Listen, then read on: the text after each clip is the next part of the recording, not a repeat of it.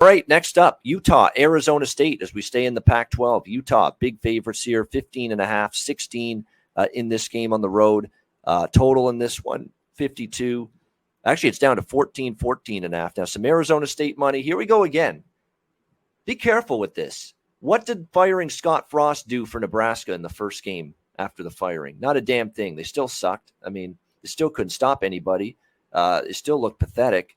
Be careful with this. And now here we have the same situation. People betting Arizona State because Herm Edwards got fired, thinking, hey, you know what? Arizona State's going to show up first game for the after the coaching firing. Be careful with that. All right. Doesn't work the way it does in the pros, in my opinion.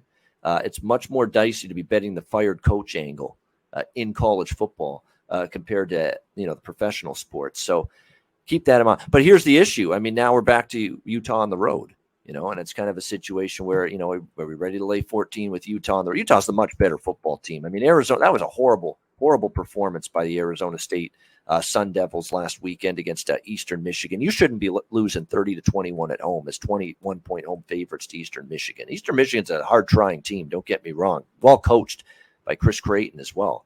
But you can't be losing that game. You absolutely can't. You got shredded in that game. You got blown out by Oklahoma State. I want no part of ASU, no part of it. They got the sanctions, swirling around them like a black cloud. It's Utah or nothing, but I don't know if I'm going to lay this many on the road with the Utes either. Lean Utah. I don't think I'll get involved, though. What do you think here, C-Mac?